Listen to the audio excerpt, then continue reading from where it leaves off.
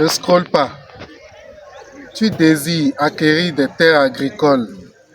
Reste jusqu'à la fin afin d'éviter de tomber dans les mêmes pièges que tes prédécesseurs. Alors, l'acquisition de terres agricoles est une décision très stratégique.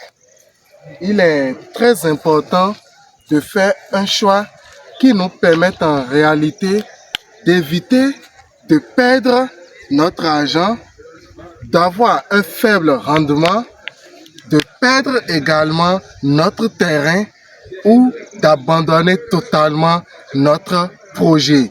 Et nous ne voulons pas abandonner notre projet agricole tant que nous avons le financement qu'il faut. Alors, quelles sont ces erreurs à éviter pour réellement réussir ton projet en partant de l'acquisition de ton domaine agricole? La première des choses que tu as à faire, c'est de vérifier si ton domaine a acquis les documents qu'il faut. Est-ce que le domaine a un titre foncier? Est-ce que le domaine a une attestation de détention coutumière? Est-ce que le propriétaire est vivant? S'il n'est pas vivant, est-ce que la transition de l'héritier a été faite? L'héritier détient-il un document qui lui permette de vendre le domaine à n'importe qui? Il faut être en mesure de vérifier tout cela. Lorsque c'est fait et que tu es certain que tous les papiers sont à jour, alors là, la suite c'est quoi? Il faut effectuer un déplacement sur le site. Pourquoi il faut effectuer le déplacement? Le déplacement en fait te permet de voir un peu la structure de ton sol, de voir la texture du sol, de voir la végétation autour, d'analyser un peu les cultures existantes dans le milieu et de voir est-ce que ton projet peut marcher dans la zone. Donc, lorsque tu es sur le domaine, qu'est-ce que tu fais? Tu vas toucher le sol. Tu prends un peu de ton sol et tu vois sa texture. Tu vois, est-ce que c'est un sol argileux? Est-ce que c'est un sol sableux argileux? Comment ton sol est réellement? Sa texture, quand tu prends, est-ce que quand tu fais ce geste, tu compactes et que tu jettes, par exemple, est-ce que ça se casse directement? Est-ce que ça se casse ou bien ça reste solide? En ce moment, tu sauras sur quel type de sol tu es. L'autre chose, c'est quoi?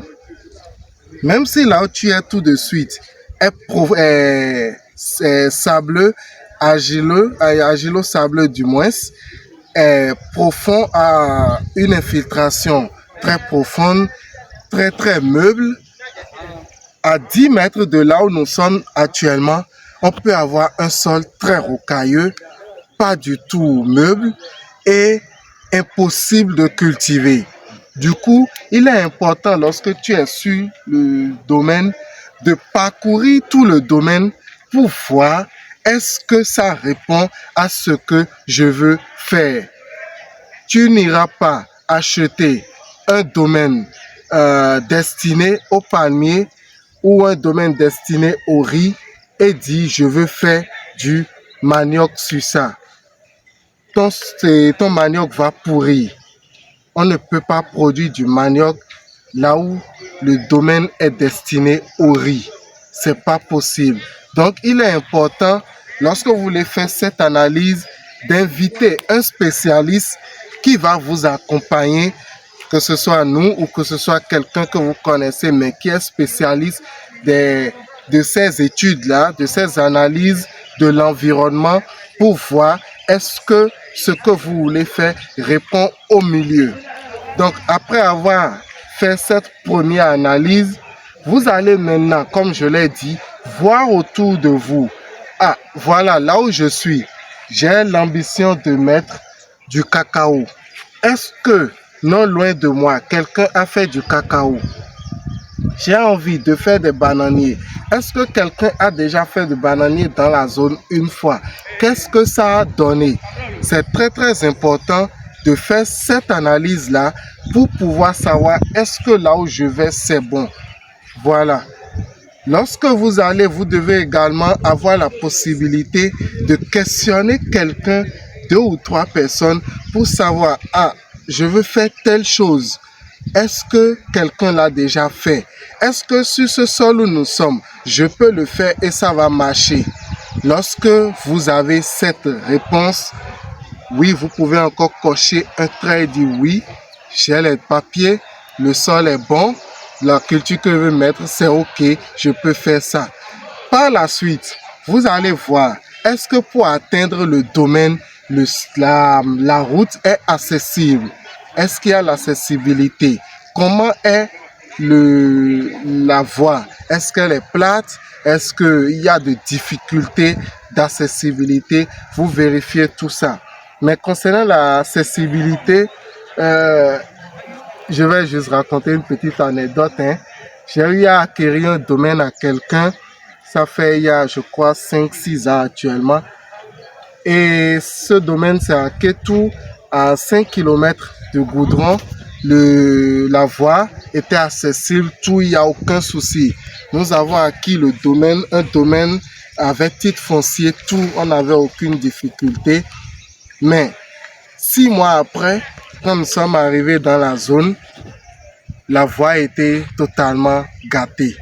Gâtée par les camions qui ont pris par là parce que la voie a été identifiée comme très accessible pour le Nigeria. Donc les gens prenaient leur manioc du Nigeria pour le Bénin, leur gari du Bénin pour le Nigeria et ont gâté la voie. Mais dans ces conditions, il faut donc penser à avoir un moyen de transport adéquat pour pouvoir poursuivre son projet. Parce qu'une fois que vous avez acquis le domaine, vous ne pouvez pas laisser. Donc, la voie peut être accessible au moment où vous allez acheter. En saison pluvieuse, elle peut être très accessible. Mais 6 mois après ou 1 an après, parce que votre voie a été d'intérêt pour la population, vous allez commencer à avoir des difficultés et tout ça, c'est une parenthèse. Voilà. Donc, lorsque vous avez vu l'accessibilité, vous allez voir également, en fonction de ce que vous voulez faire sur votre domaine, est-ce que le marché que je vise est proche? La preuve, on ne peut pas faire une culture maraîchère, par exemple la tomate, la laitue, la grande morelle et autres. On ne peut pas cultiver cela dans une zone à 10 km du marché ou à 20 km du marché et la voie n'est pas accessible. Il est important que la voie soit accessible et que vous n'ayez pas de difficulté d'accès au marché directement. Lorsque vous prenez vos cultures, vous devez l'envoyer directement au marché sans souci. Donc, vous devez voir tout ça.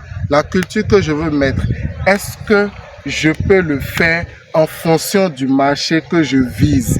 Est-ce que ce n'est pas très loin du marché? C'est très capital. L'autre chose que vous allez vérifier sur le domaine, c'est l'eau. Est-ce que l'eau est disponible? Il est important de maîtriser l'eau lorsque vous voulez lancer votre projet. C'est très capital. Si vous n'avez pas l'eau, vous allez encore perdre de l'argent. L'eau est très capital. C'est un facteur limitant. Prenons l'exemple. 2 exemples. Premier exemple, vous voulez pour faire votre forage. Les gens viennent d'abord pour faire l'étude géophysique et ne trouvent pas l'eau sur le domaine. C'est très compliqué.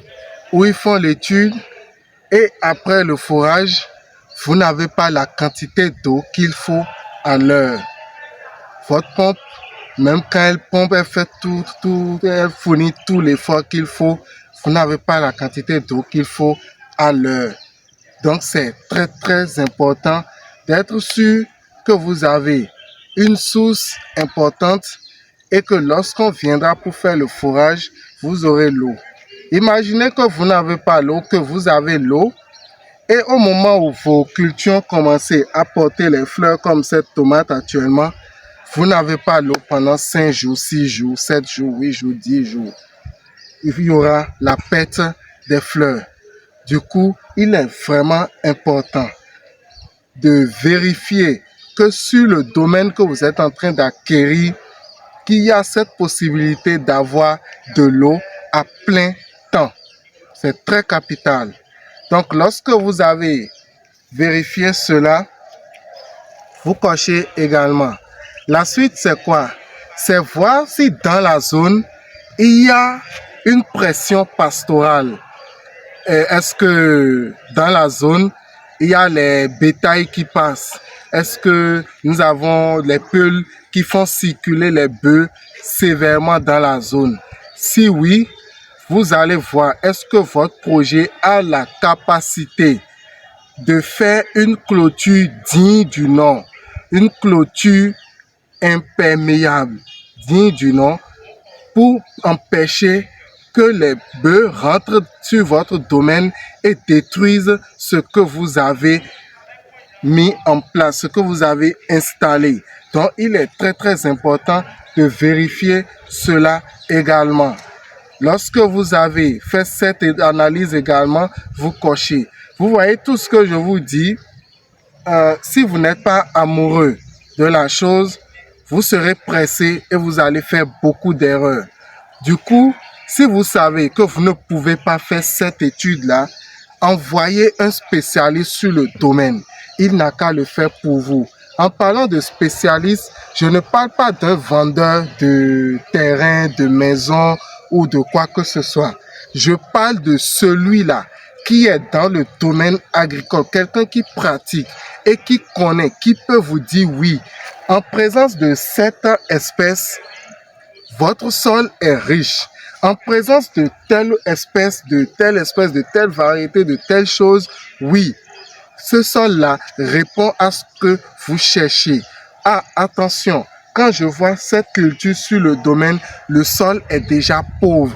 Et là, il vous faut investir beaucoup. Donc, quand vous n'êtes pas en mesure de le faire, il est important de confier cela à quelqu'un qui peut le faire avec beaucoup d'amour, avec beaucoup de précision et vous apporter les résultats qu'il faut pour éviter de sombrer. Parce que les projets agricoles marchent, les projets agricoles échouent. Si vous ne voulez pas que ce soit votre terre qui contribue premièrement à l'échec, payez le prix pour la première étude liée à l'acquisition de votre domaine agricole. Jusque-là, vous n'avez pas scrollé. Je suis très heureux. Cela vous intéresse. Si c'est vraiment cela, abonnez-vous, activez la cloche de notification pour ne rien manquer de nos prochaines vidéos.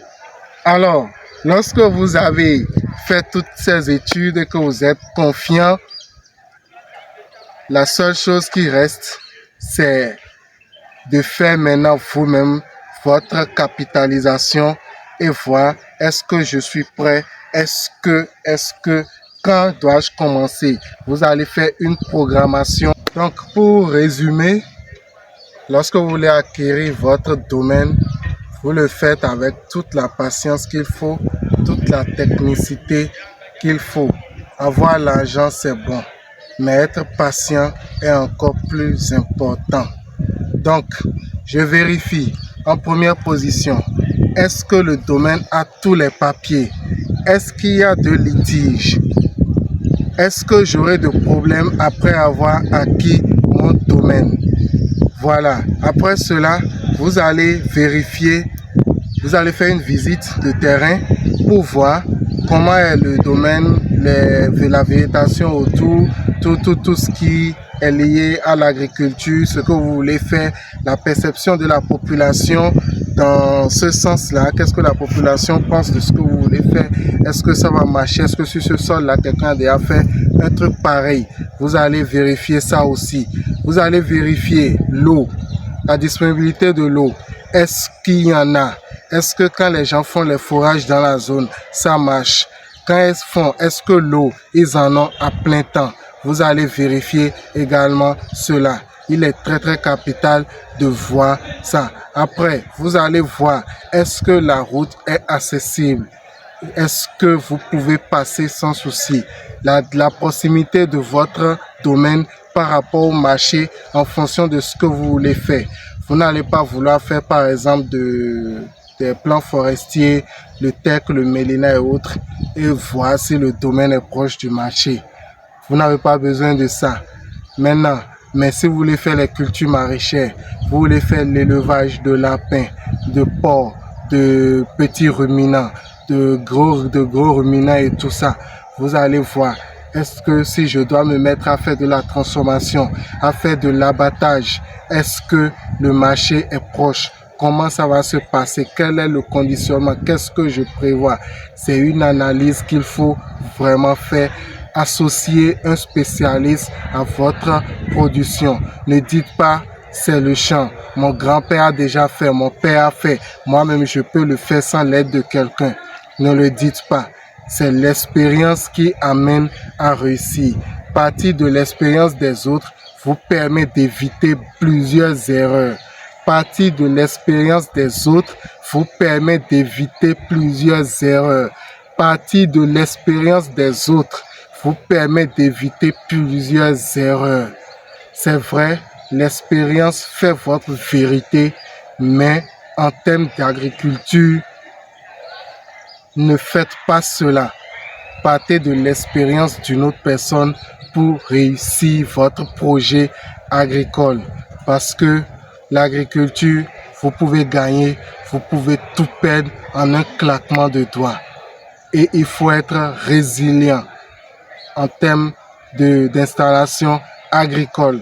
Donc vous vérifiez l'eau, vous allez vérifier est-ce que dans la zone il y a de pâturage, est-ce que les bœufs passent et font de dégâts dans la zone, est-ce que votre projet vous permet de faire une ceinture peut-être de camp-pêcher, une double ceinture de camp-pêcher et de grillage sur votre domaine. Vous allez vérifier tout cela. Après, vous allez établir, si vous voulez acheter le domaine, un document qui atteste que oui, vous avez acquis le domaine. Vous allez faire intervenir un notaire. Dans ce cadre, vous allez faire intervenir un notaire. Également, informer la mairie de votre zone que vous venez d'acquérir tel domaine dans telle zone et que voilà, c'est la mairie qui a accordé l'attestation de détention coutumière, ce qui veut dire que dans la zone, il n'y a pas de litige sur le domaine et tout. Vous avez l'attestation de détention coutumière. Si vous êtes le dernier acquéreur, par exemple, si je suppose que nous, par exemple, nous avons actuellement à disposition 700 hectares à vendre dans Kétou, je suppose que nous avons fini de vendre jusqu'à 600 hectares et il reste 100 hectares et que c'est vous qui voulez acquérir les 100 hectares, demandez à prendre tout le reste du papier d'attestation et détention coutumière, de façon à ce que le propriétaire n'ait plus la chance de pouvoir vendre le domaine à quelqu'un d'autre. Si vous êtes le dernier acquéreur, assurez-vous de prendre tous les papiers et qu'il n'ait plus rien qui lui permette de vendre le domaine. Voilà, merci d'être resté jusqu'à la fin. C'est heureux de savoir que cela contribuera fortement à vous sortir de l'ignorance dès aujourd'hui. N'oubliez pas de partager à vos connaissances afin qu'ils puissent éviter ces erreurs que vous venez d'apprendre. Partagez massivement à vos connaissances. Partagez massivement parce que vous ne savez pas qui ça pourrait aider.